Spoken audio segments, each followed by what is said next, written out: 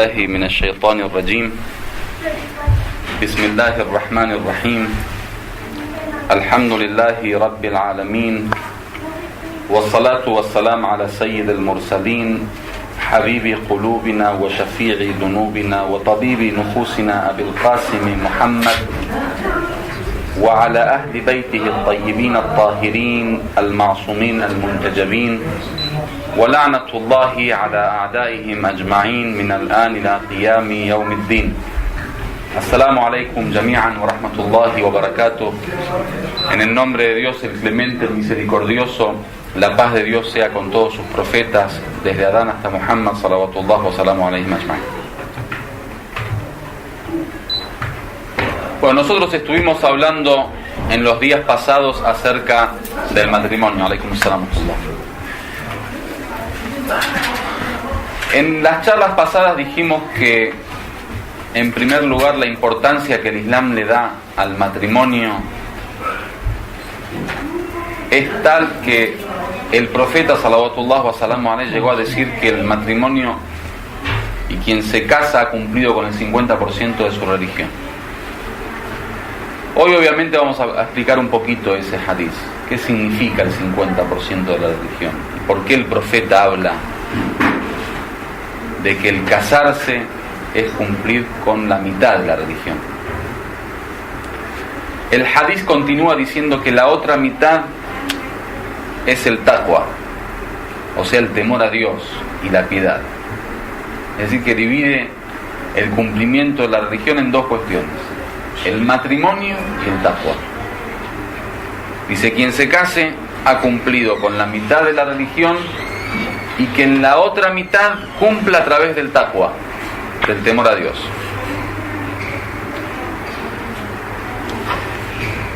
Obviamente voy a unir la interpretación de ese hadith y lo que significa casarse como el 50% de la religión con el rol que el matrimonio tiene en el desarrollo humano y la forma en que el Islam soluciona el tema de la administración del matrimonio entre la vida hogareña y la vida social, y el rol que cumple el hombre y la mujer en el hogar y en la sociedad para solucionar una de las grandes enfermedades que hoy sufre nuestra sociedad occidental. Si nosotros vemos la forma en que el profeta salawatullah wa salamu alayhi ha solucionado este tipo de enfermedades que hoy acosan a Occidente, diríamos que tendríamos que reeducarnos en la educación del Islam para lograr cambios reales, porque desgraciadamente nuestras sociedades, ya sea la occidental como la misma sociedad islámica, ha sido afectada, alaikum salam, por esta enfermedad. La enfermedad de la cual queremos hablar es que desgraciadamente el rol social del ser humano ha tomado una posición de relevancia en la vida del hombre que muchas veces va por encima de cualquier tipo de rol. ¿Qué quiero decir? Las prioridades que el ser humano ha establecido en la práctica en nuestra sociedad actual tienen que ver con logros a nivel social, ya sean económicos o de posición social o de estudio o de trabajo, olvidando el verdadero objetivo por el cual Dios creó al ser humano. Entonces va armando toda una vida sobre este rol social que es secundario en el Islam, y va dejando de lado lo prioritario. El ser humano moderno considera que el que no tiene un rol social y no tiene la capacidad de desarrollarse socialmente, como profesional, como trabajador, como un ente que de alguna manera beneficia a la sociedad, que se puede desarrollar en la sociedad, que puede brindar un servicio a la sociedad, la persona normal siente desgraciadamente que no ha cumplido con su objetivo de vida. En primer lugar, nosotros pongámonos de acuerdo acerca de cuál es el rol del ser humano en esta vida y por qué fue creado, para que en base a eso veamos si el rol social o la actividad del ser humano en la sociedad es tan importante o no. Nosotros, cuando hablamos del objetivo por el cual Dios creó al ser humano, dijimos que la ley ya dice: وَمَا خَلَقْتُ الْجِنَّ وَالْإِنسَ إِلَّا لِيَعْبُدُونَ. No he creado a los hombres y a los genios más que para que me adoren. El único objetivo por el cual Dios creó al hombre es para ser adorado. Y supongamos que a nosotros no nos interesa el objetivo de Dios, porque uno puede decir: bueno, es el objetivo de Dios, pero no es nuestro objetivo. Supongamos que nosotros, como humanistas, por un ejemplo, decimos: bueno, está bien, eso es lo que a Dios le interesa, pero veamos lo que nos interesa a nosotros como hombres. A nosotros como hombres creyentes, si no nos interesa el objetivo de Dios, lo mínimo que nos puede interesar es salvarnos. O sea, no decimos hay que adorar a Dios porque a Dios le interesa ser adorado, como dice el hadith Qudsi, un hadith sagrado que Dios transmite a su profeta: kuntu kanzan makhfiya fa ahbabtu an u'raf fa khalaqtu al-khalqa likay u'raf. Dice Dios: yo era un tesoro escondido y quise ser conocido, quise darme a conocer. Entonces creé la creación para que me conozcan. Y aquel día habíamos dicho que cuando dicen los exégetas liya'budun en el Corán, para ser adorado, era liya'rifun, para conocerlo. Entonces supongamos que bueno, el objetivo de Dios es conocerlo y ser adorado, pero nuestro objetivo no es ese. Supongamos que nosotros, como personas comunes y corrientes, no deseamos conformar a Dios. Lo mínimo indispensable es conformarnos a nosotros mismos. Por lo menos queremos conformarnos a nosotros mismos. Sobre esta conformidad de uno mismo es que hay que salvarse del fuego infernal. Porque creer en la otra vida creemos nosotros. Estamos hablando con un grupo de creyentes. Y entre los creyentes lo mínimo de creencia es que existe otra vida y existe infierno. Entonces lo mínimo de responsabilidad es poder salvarnos del infierno. Entonces pongamos este nuevo objetivo. El objetivo del ser humano es poder salvarse del fuego infernal y del castigo. Esta salvación, como responsabilidad, el hombre tiene una responsabilidad dirigida a dos dimensiones: la dimensión individual y la dimensión familiar. El Corán dice: qu anfusakum wa ahlikum nara. Dice: protéjanse a ustedes mismos y a vuestras familias del fuego infernal.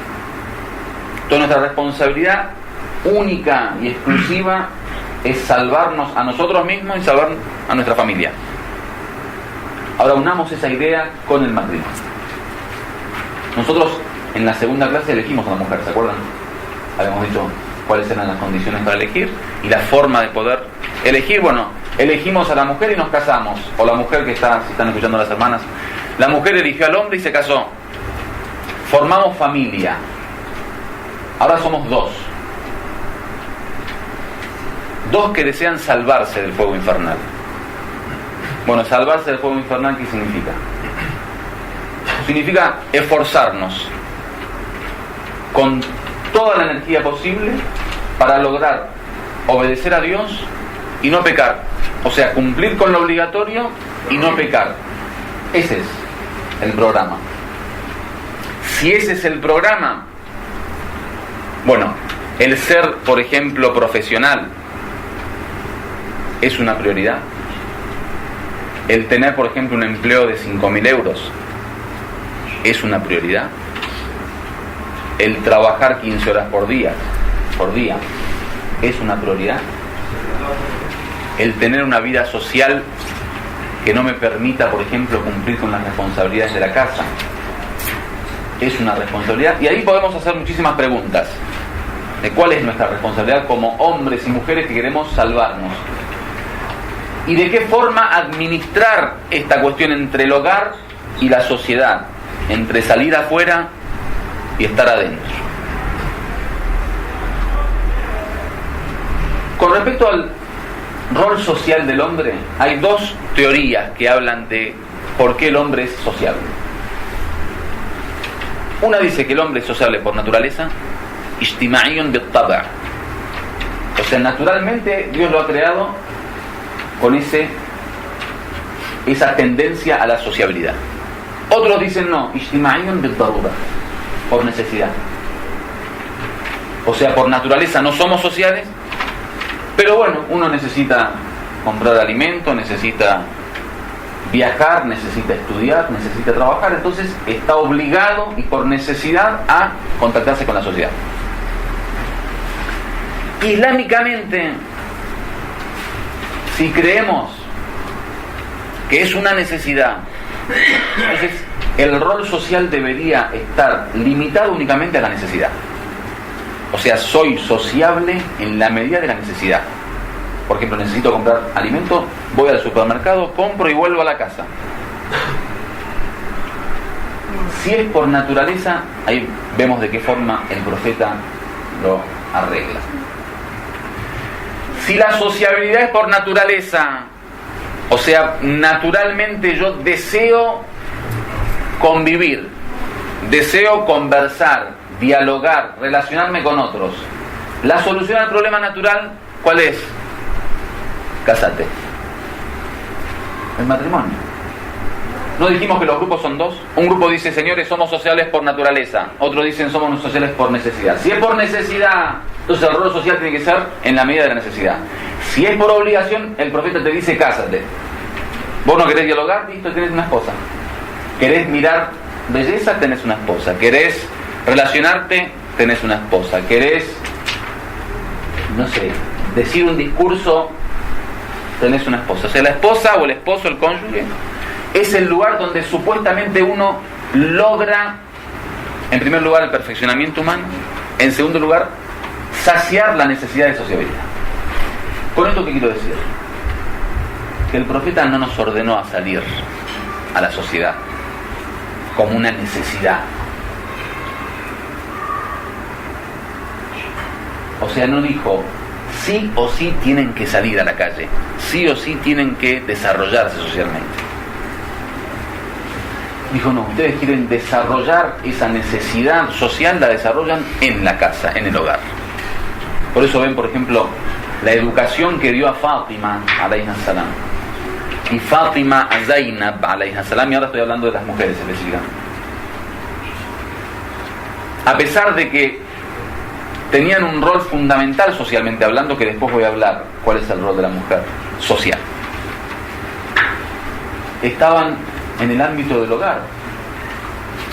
El vecino del Imam Ali alayhi salam, después de vivir 4 años en la casa del lado del Imam Ali, dice, yo durante estos 4 años no solo no vi a Zainab, no vi la sombra de Zainab.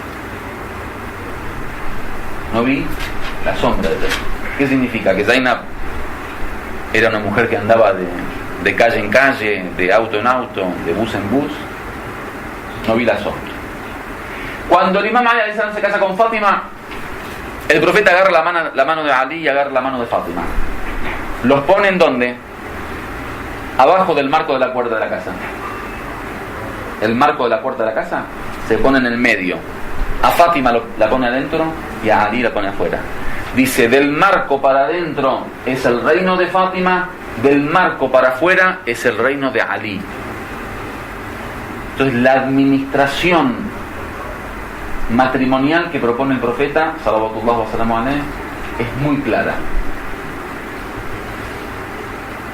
Ahora dicen, qué anticuado este sheikh, quiere meter a la mujer en la casa.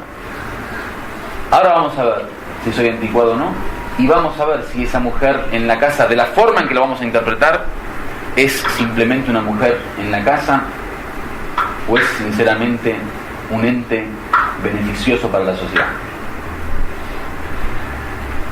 El profeta, ¿qué dijo? Dijo, el matrimonio es el 50%. El matrimonio, no el trabajo, el ser profesional, el vivir en la calle y las relaciones sociales. El matrimonio es el 50% de la religión. ¿Y nosotros qué queremos? Salvarnos del infierno. Salvarnos del infierno es cumplir con la religión. Entonces, ¿vos querés salvarte del infierno? Sí. ¿Cómo te salvas del infierno? Cumpliendo con la religión. ¿Querés cumplir con la religión? Sí. ¿Cómo se cumple con la religión? El 50% a través del matrimonio. ¿Por qué el 50%? Y porque el ser humano, además de ser esposo o esposa, es también ser humano. Entonces un 50% para tu individuo y un 50% para el matrimonio. Ahora, ¿qué significa que tengas un 50% para el matrimonio? Significa que tu preocupación, tus energías, tu tiempo, tu comportamiento, tu conducta, tus pensamientos tienen que estar dedicados por lo menos en un 50% al matrimonio. Eso significa que el matrimonio es el 50% de la religión. No que yo me quiero desarrollar como profesional y quiero desarrollarme económicamente y ser multimillonaria y salir a trabajar y tener mi título y después digo, Dios, mirá que yo me casé, dame el 50% de la recompensa. No, el 50% de la religión es para los que dedicaron un 50% de su vida para el matrimonio. Pero si usted, señora, escuchen las hermanas, que me las gané como enemigo en la última clase, esta clase es peor y peor. Si usted, señora, quiere desarrollarse económicamente, socialmente, políticamente, tener relaciones, amistades, salir, pasear, no se case. Ahora vemos cómo lo establece el profeta. El matrimonio es un esfuerzo, es una gran lucha. Dice el imam Ali alayhi salam que la vida, lo dije el hadith, al-hayatu imanun wa jihad. Dice, la vida es fe y lucha, fe y esfuerzo. Ahora veamos el jihad del hombre que es, el jihad de la mujer que es. El jihad del hombre dice, el que trabaja y lucha para conseguir el sustento para su casa es como el mujahid fi sabilillah, como el que lucha en el camino de Dios. Entonces el jihad del hombre, ¿cuál es? Salir a trabajar para traer el sustento. El jihad de la mujer, ¿cuál es? Jihadul mar'a husnul taba'ul. El jihad de la mujer es ser una buena esposa. O sea, lo que el hombre hace trabajando, estudiando, yendo a traer el sustento halal, esforzándose con la paciencia que tiene que tener para enfrentar las dificultades de la vida, terminando una carrera, siendo profesional, siendo responsable, etcétera, etcétera, etcétera. Lo resume el profeta, dice, bueno, con la mujer siendo una buena esposa se complementa el tema. O sea, es tan jihad como el jihad del hombre. O sea, el profeta dividió las responsabilidades. Dijo, la mujer tiene que ser esposa y el hombre tiene que salir a buscar el sustento para la esposa. Pero miren la grandeza del Islam, que no es una cuestión de machismo, de que la mujer se queda en la casa entonces y el hombre sale afuera. No, en realidad es esa opinión más feminista que machista. ¿Por qué? Porque la mujer se queda en la casa como una reina, no como una esclava. El problema de la presencia de la mujer en la casa no es el estar en la casa. A todos nos gusta estar en la casa. Si uno tuviera el tema del sustento solucionado, sinceramente, ¿quién sale de su casa? Supongamos que somos multimillonarios, ¿sí? Inshallah que después de ya Ramadán Dios escuche el dua. Supongamos que somos multimillonarios. Sheikh Ibrahim me dijo la otra vez, ¿necesitas algo? Le digo, necesito $1 millón. Esperemos que inshallah se cumpla. Tiene un profesor de mística, no, mística dice, para los sheikhs hay dos cosas que son muy importantes. Una es el taqwa, el temor a Dios, y otra es el dinero. Entonces, el problema de estar en la casa no es estar en la casa, el problema de estar en la casa es ser esclavo de la casa. Miren la visión del Islam. El Islam dice, bueno, a esa mujer que el profeta pretende que esté en la casa, que después vamos a hablar qué significa estar en la casa, le trajo un sirviente y un esclavo que tiene que darle vivienda, darle alimentación, darle vestimenta, darle salud y mantenerla como una reina. Esa es la división y la administración matrimonial. No es la mujer a lavar platos, el hombre a trabajar. No, la mujer es una reina. A ver si me voy ganando el amor de las mujeres. En el Islam no tiene ninguna obligación más que ser una buena esposa. ¿Qué es ser una buena esposa? Dos obligaciones. que en la relación matrimonial no se niegue cuando el hombre desea, y no salir de la casa sin el permiso del hombre. O sea, toda la ley matrimonial se resume en el Islam en dos obligaciones. Sacando eso, la mujer no tiene obligación alguna en la casa. Tenemos narraciones que hablan que si la mujer trabaja cocinando, lavando platos o haciéndolo, hasta amamantando, tiene derecho a cobrar por ello sueldo. O sea, en la jurisprudencia islámica el hombre, si lo desea la mujer, está obligado a pagarle si es que la hace trabajar. Ahora, ¿quién lava los platos esta noche? Allahu al-Alam.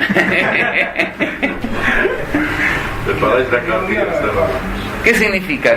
Que la administración matrimonial no significa trabajar en la casa y otro trabajar afuera. No, lo ideal es estar en la casa, hombre y mujer. Pero al hombre le obligó a traer el sustento. Dijo, el yihad del hombre es ir a buscar el sustento. A la mujer le dijo, ¿tu yihad cuál es? Estar en la casa.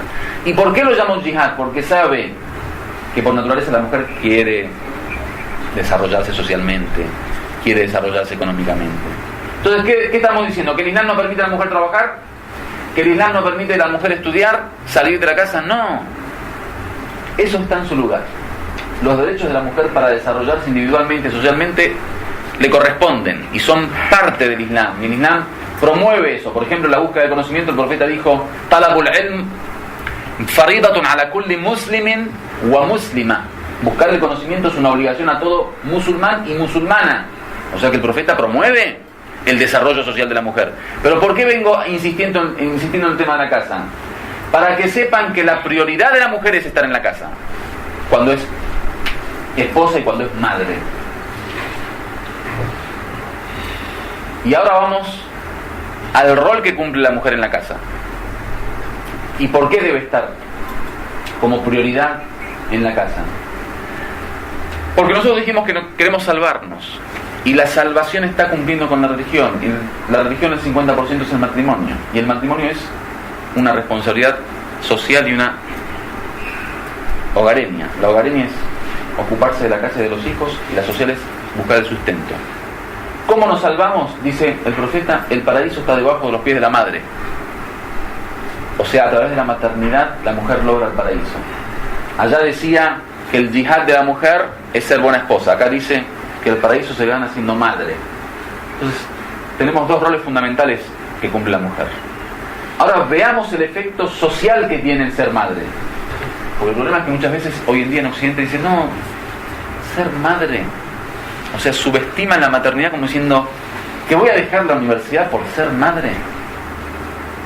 Entonces no tienen hijos por estudiar, no tienen hijos por trabajar, no tienen hijos para desarrollarse socialmente. O sea, dejan la prioridad por algo secundario. Hay mujeres hoy en día. ¿Qué hacen? Invierten los roles. Hay un fenómeno, yo lo vi en Chile, muy famoso. La mujer profesional tiene 2 o 3 hijos. Como es profesional no puede mantenerlos, o sea, no puede educarlos, porque tiene que salir a trabajar. ¿Qué hace? Sale a trabajar y en vez de criarlos, ¿quién los cría? Una mujer extraña. O sea, le paga un sueldo a una mujer extraña para que le críe los hijos. ¿Qué ocurre? Ocurre que el desarrollo social, en vez de ser al 100%, es al 50%. ¿Por qué? Porque la mitad del sueldo de la pobre mujer que trabaja día y noche, ¿para quién va? Para la que cría los hijos. Primer efecto. Segundo efecto, esos hijos que necesitan criarse con la madre se crían sin madre, o sea, son huérfanos. ¿Por qué? Porque la crianza, según la visión islámica, en la psicología islámica, es 100% amor. Si queremos resumir la psicología islámica con respecto a la crianza, la educación de los hijos, la crianza de los hijos en Islam es amor. Únicamente amor. Y el amor de una madre es incomparable, incambiable. Es imposible que cualquier mujer, por más amor que pueda conseguir por los hijos de otro, logre el amor de una madre por un hijo. Entonces, por más que uno le dé la educación que le dé, con el dinero que le dé, con la mujer que le dé, si no le da amor, no estás educando a tu hijo. Educación en el Islam es amor. Entonces, ¿qué ocurre? Ese hijo se cría con una segunda madre. Ojalá con una segunda madre. Esa segunda madre, cuando llega a fin de año, pide aumento. Y el aumento no les da. Entonces, en vez de darle aumento a la segunda madre, ¿qué hace? Trae una tercera madre. Todos los años van cambiando. ¿Sabes lo que significa que de año a año cambie la madre del hijo? Significa que a los 10 años de educación, ese hijo tuvo 10 velatorios, 10 duelos, 10 muertes. Psicológicamente a ese hijo se le murieron 10 madres. ¿Alguien acepta para su hijo eso? Si la muerte de una madre es una desgracia, imagínense 10 madres. La primera que murió para siempre, porque no la ven ningún año. La primera está trabajando, está ocupada siendo abogada. Yo tenía casos. A las 6 de la mañana salía, dueña de un supermercado. Libanesa, amiga. 6 de la mañana salía, a las 12 de la noche regresaba. 5 hijos tenía. ¿Para qué se casó? El casamiento, dice el profeta, es un yihad, es una lucha, es un esfuerzo. O sea, hay que dejar y postergar cosas para casarse.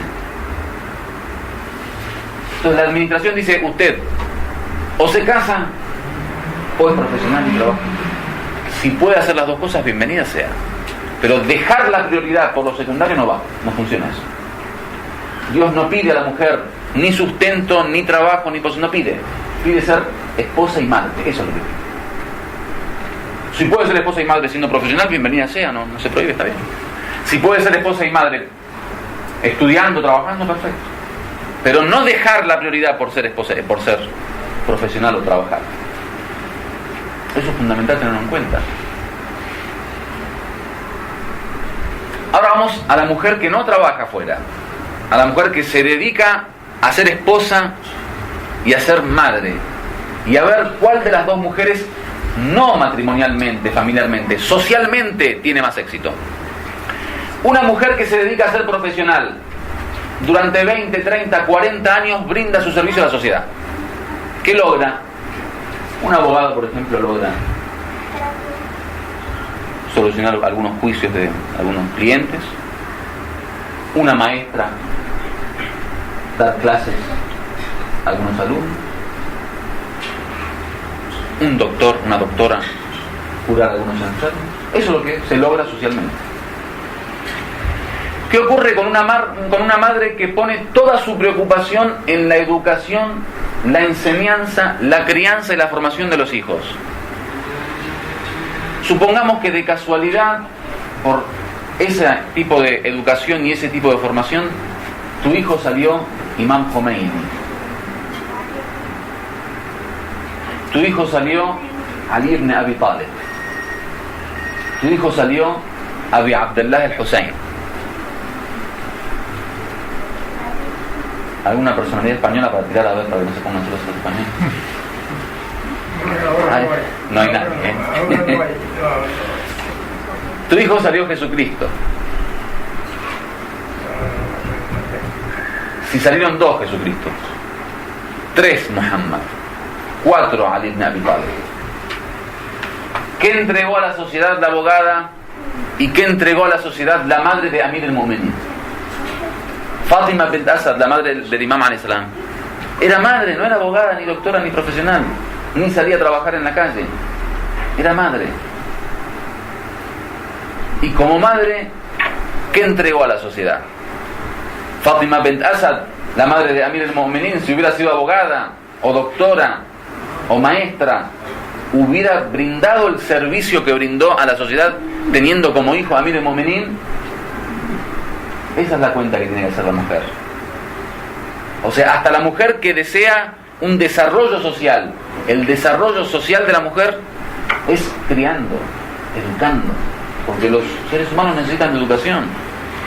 O sea, el ser humano no se puede criar solo, el niño no se puede educar solo, necesita de una madre. Y si la madre no cumple con su rol, otro cumple con su rol. Si vos no criás a tu hijo, lo cría la televisión. Si vos no criás a tu hijo, lo cría la calle. Si vos no criás a tu hijo, lo crían los compañeros, la escuela, los profesores. Hasta cuando hay educación familiar, hay veces la calle, la sociedad, los medios de comunicación destrozan la educación familiar. Imagínate cuando no hay. Un amigo norteamericano, el doctor Langenhausen, que vive en Irán ahora, se islamizó hace unos años. Trabaja para la Fundación Imam Khomeini de Tlamas Misbah. Es un filósofo bastante importante, digamos, contemporáneo. Dice: yo durante 18 años en mi casa tuve una educación religiosa. Mis padres eran cristianos y me educaron con una religiosidad y con una moralidad religiosa y con una educación moralista y monoteísta. 18 años de educación. Dice: cuando entré a la universidad solo fue suficiente un año para que mis profesores destrocen mi creencia. En un año me hice incrédulo. El rol de la sociedad como educador, el rol de los medios de comunicación y las instituciones educativas, entre comillas, como educadoras. Entonces, cuando hay una madre que educa al hombre en la religiosidad, en el monoteísmo, mirá lo que hace la sociedad con vos.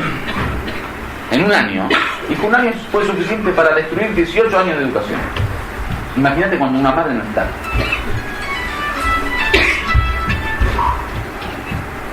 Esa es la cuenta que hace el profeta. El profeta dice: ser madre no solo beneficia a la mujer en su desarrollo espiritual, en poder lograr el paraíso, en poder llegar a la perfección, sino permite que la sociedad se perfeccione. Porque al fin y al cabo el niño que estás entregando a la sociedad es un niño educado en, ¿cómo le llaman? En el seno de la madre. En el seno de la madre. Eso es.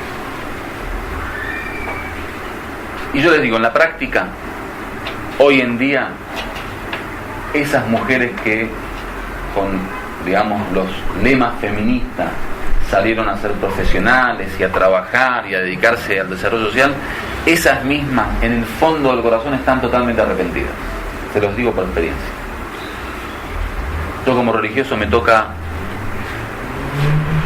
que me consulten muchas personas. Dentro de ellas hay muchas mujeres que triunfaron y tuvieron mucho éxito como profesionales. Me dicen: quiero ser esposa, quiero ser ama de casa, quiero ser madre. Claro, me lo dicen después de 20 años de haber entrado en una vorágine que no les permite ya hoy en día. Un hombre me consultó en México. Me dijo: Jay, mi hijo es drogadicto. Le digo: ¿qué edad tiene? 25 años. Le digo: ¿qué hiciste durante los primeros 14 años de su vida? Dijo: tanto yo como mi esposa estábamos de la mañana a la noche preocupados por trabajar. Dice: ¿qué solución tiene el Islam? Le digo: el Islam no tiene ningún tipo de solución.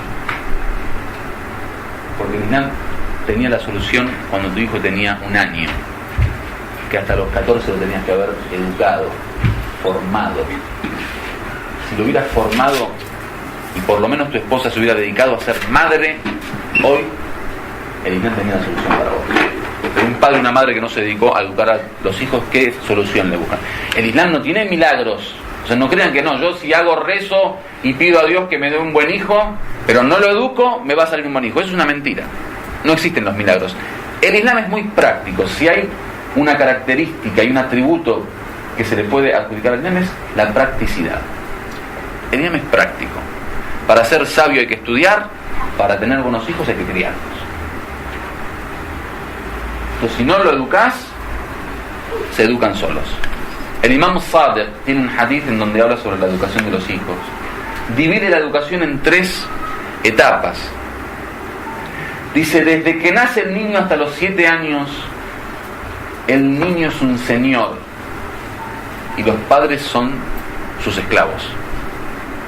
O sea, durante los primeros 7 años, uno como padre tiene que estar al servicio de los hijos.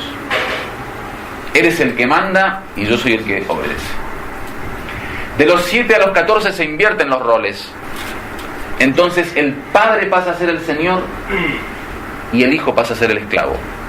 Es decir, que la etapa en donde tiene que escuchar y tiene que recibir órdenes y tiene que obedecer es de los 7 a los 14. De los 14 a los 21 el padre es un ministro del hijo. O sea, lo acompaña al hijo. Pero hasta los 14 mínimo el hijo necesita de una madre y un padre que los eduquen. Lo ideal, les digo, a nivel formación, lo ideal sería que hasta el padre esté en la casa educando a su hijo. Lo ideal. Y de hecho la responsabilidad como obligación de educación en el Islam es del padre. O sea, el padre es el educador. O sea, el responsable de la educación del niño en el Islam. Él es el dueño de la casa, él es el... Pero como tiene que salir a trabajar, se separan las responsabilidades. Entonces la madre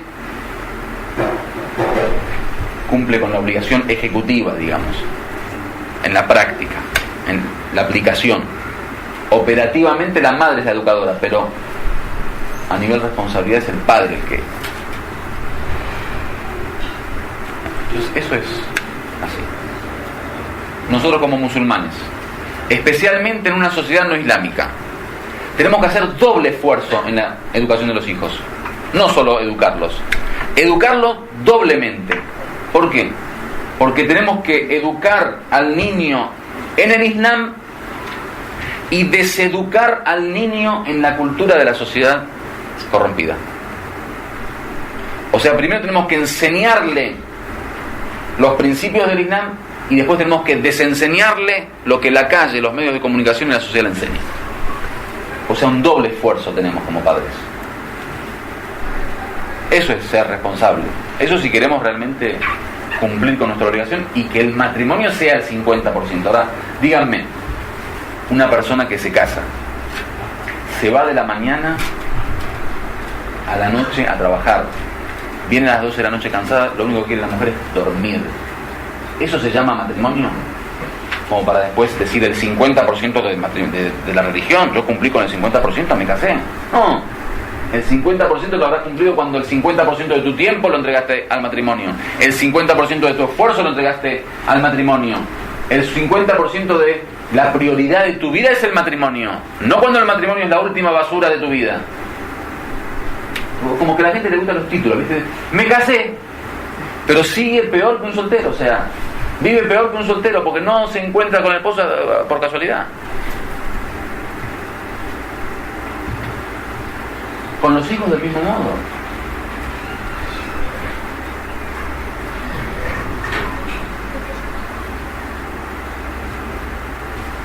Entonces es fundamental eso. Es fundamental si queremos cumplir con el Islam, obedecer a Dios y seguir un camino como el que desea el profeta y el Corán. Somos libres obviamente de no cumplir. Es una obligación humana para todos, no, una obligación humana para el que se convenció de que este es el camino de la verdad y que queremos seguir un camino lógico y coherente, o sea, ser consecuentes con las enseñanzas teóricas del Islam. Entonces es muy claro el camino que propuso el profeta desde ese primer día que le dijo a Fátima: del marco para adentro es tu lugar, y al imam Ali: del marco para afuera es tu lugar. Esa es la administración hogareña. Y ya dimos la respuesta de que del marco para adentro no significa vivir en la casa, o sea, vivir por la casa, para la casa, en el sentido de que su comportamiento, su conducta no tenga un efecto fuera de la casa. Dijimos, el ser madre es ser una escuela. Aquel día hablamos de que Amir el-Mu'minin dice que la madre es una escuela, que de esa escuela pueden salir grandes naciones de buen origen. Entonces la madre puede educar una gran nación. Todos esos hombres de éxito que ahora dicen, bueno, compras el libro Las llaves del éxito, cómo lograr la felicidad, cómo ser tal cosa, y te ponen al tipo de 35 años, dice, bueno, la meditación, hacer deporte, ponerse perfume, prender el saumerio a la mañana, escuchar música clásica, salir a caminar al lado del mar, 3 días de vacaciones por semana, no sé, tal y tal cosa. Eso es secundario. El hombre de éxito, alaikum salam, el hombre de éxito es el hombre que fue creado para el éxito, que fue criado para el éxito, que fue educado para el éxito, o sea, que en la casa tuvo una educación de un padre y una madre que dieron de su experiencia, de su conocimiento, de su sabiduría para formar al hombre. Aquel día, no sé si recuerdan, hablamos del proceso y el proyecto. El hombre es un proyecto, no es un proceso. El hombre no es como un vegetal que uno lo planta, o sea, lo trae al mundo y después crece solo por la obra de Dios. Que Dios manda sol, que Dios manda aire, que Dios manda agua. El hombre hay que educarlo, hay que formarlo, hay que permitirle crecer, hay que permitirle sacar lo que tiene en potencia hacia la acción. Y ese es el rol de la madre y del padre. Shahir Mutahari, cuando habla de la educación o el concepto de educación en Occidente, dice: en Occidente no se educan hombres, no se forman seres humanos. En Occidente se crían corderos. ¿Por qué? Porque criar un cordero es darle de comer, darle vivienda, darle de beber, y fíjate si está enfermo, curarlo. Eso es criar un cordero. Dice: hoy en día en Occidente un hijo es un cordero. ¿Por qué? Porque la única preocupación del padre es cómo traer los 1.000 euros para pagarle la universidad, cómo traer los 500 euros para darle de comer, cómo traer tanto para el alquiler de la casa. Cuando la visión del hombre es una visión netamente materialista, entonces la actividad es una actividad netamente materialista, los objetivos son totalmente materialistas. Entonces, claro, la cultura occidental nos impone esa forma de vida para criar corderos. Para criar corderos, bueno, criamos corderos. Si realmente uno quiere hacer de sus hijos corderos, ¿para qué caer en la obligación de tener hijos y la responsabilidad de criar hijos? Cómprese 5 corderos y críe corderos. Como muchos lo están haciendo, ¿eh? Tenemos gente que hoy compra perros y no trae hijos. Dice: ¿para qué voy a tener hijos si tengo un perro? Hoy, alhamdulillah, con el permiso de Dios, los perros tienen cementerios, tienen hospitales, tienen psicólogos. Hoy los veterinarios ya son psicólogos. El cuidado del perro en muchos hogares es mejor que el cuidado del ser humano. Duerme en la cama del hombre o de la mujer, come en la mesa de los hombres, tiene su lugar. Había un mujtahid, un sabio, que me tocó viajar conmigo una vez a algunos países, y me dijo: quizá la filosofía de la impureza del perro en el Islam, o sea, el estatus de impuro que tiene el perro en el Islam, sea para que en una sociedad como la de hoy o la del futuro, el perro no tome el lugar del ser humano. ¿Qué es lo que está ocurriendo? Es lo que está ocurriendo. Yo he conocido gente de mi familia que me dijeron: salió de vacaciones la familia, pero la mujer se quedó en la casa. Me dijo: no fui de vacaciones porque tengo mi perro, para cuidar a mi perro. ¿Qué significa eso? Significa que el animal gobierna al hombre. Eso. Porque gobernar no es nada más estar arriba. Gobernar es cuando el otro hace lo que yo quiero. Eso es gobernar. Hacer que el otro haga lo que yo quiero. O sea, hacer que el otro cumpla con mi voluntad. Bueno, cuando vos no vas de vacaciones por un perro, ¿quién gobierna? El perro. Estábamos preocupados nosotros cuando el fenómeno de que las presidentas mujeres empezaron ahora en América Latina, Argentina, Brasil, Chile, Costa Rica y algunos otros países. Tenemos narraciones que dicen que al fin de los tiempos aparece la mujer, gobernará. Peor. Los perros nos gobiernan. Entonces, ese camino que muestra el profeta es el camino de la felicidad. Y es el camino del verdadero objetivo del ser humano, que es, como dijimos, la salvación y el no entrar en el infierno, básicamente. Si uno desea eso, bueno, con ese camino que mostró el profeta, salawatullah wa salamu alayhi, se logra el objetivo. Si no, bueno, digamos, no queremos. Seamos sinceros con nosotros mismos. Digamos, no nos interesa ese camino. Queremos desarrollarnos socialmente, a pesar de que sea a costa de nuestro matrimonio, de nuestros hijos. Todavía no hablé de los divorcios, no hablé de las madres solteras, no hablé del tema de la infidelidad, todo lo que viene después, no, ni siquiera lo toqué porque ya me van a decir. Si quieren podemos ir hablando de la próxima. Pero la prioridad fundamental es esa. El que no quiere seguir ese camino simplemente sepa que se ha preocupado por lo secundario y ha dejado la prioridad. Y el que lo sigue, bueno, ahí sí hablamos del 50% de la religión, hablamos de que el paraíso está debajo de los pies de la madre, hablamos de que la madre es una escuela, ahí sí. Que inshallah Dios, si Dios quiere, haga que tanto los hombres como las mujeres en este mes de Ramadán, por lo menos los hermanos y hermanas de nuestra comunidad, obedezcan a Dios de tal manera que los beneficios los puedan ver tanto en esta vida como en la otra vida, inshallah.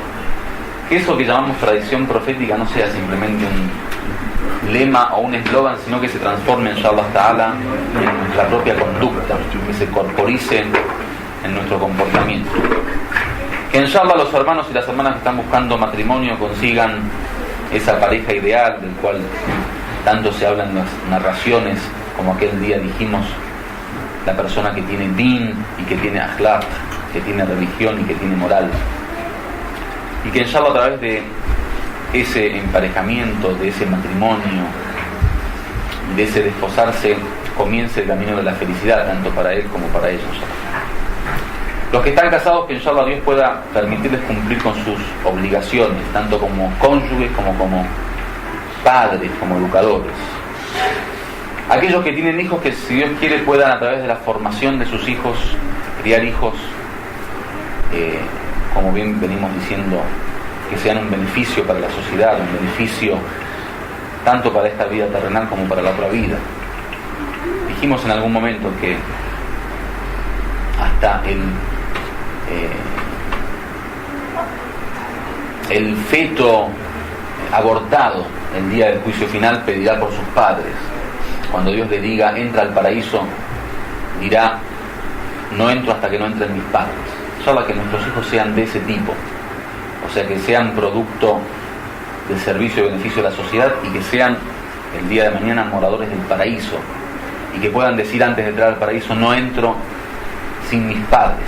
En la narración aparece del profeta Muhammad sallallahu alaihi wasallam que cuando muere el ser humano, toda recompensa y acción se le corta, porque Dios recompensa al hombre por su acción. Cuando se corta la acción del hombre, se corta la recompensa. Entonces cuando se muere el hombre, se corta la acción y por añadidura se corta la recompensa, menos en 3 casos. Un hombre que haya enseñado o aconsejado cierta sabiduría y que esa sabiduría esté beneficiando a la sociedad. Ese sigue, continúa. Por ejemplo, el profeta con su tradición enseñó. Cada uno que cumple y aplica la tradición del profeta le está pasando parte de su recompensa al mismo profeta. Fue el primero que la enseñó. 2, aquel que dio en el camino de Dios una sadaqa jariya, o sea, una limosna que continúa. Por ejemplo, yo tengo dinero y con ese dinero hago una escuela. Después de muerto esa escuela sigue estando y sigue beneficiando a la sociedad. Dios sigue recompensándome. 3, el que puede formar un hijo bueno, el que puede criar un hijo bueno, un hijo sano, que haga dua para el muerto. Cuando uno muere, si deja hijos, deja nietos, deja descendencia y se ha preocupado por su formación, hacen dua, se reúnen para decir Dios, ten misericordia de mi padre, como leemos en el dua, Rabbana gfirli, Dios perdóname, wali walidayya, y a mis padres. Un hijo así, el padre no tiene por qué preocuparse. Que inshallah nuestros hijos sean de ese tipo, que nos preocupemos en formar hijos de ese tipo para que después de nuestra muerte inshallah ta'ala hagan ese tipo de dua. Walhamdulillahi rabbil alamin. Wassalamu alaikum wa rahmatullahi wa barakatuh.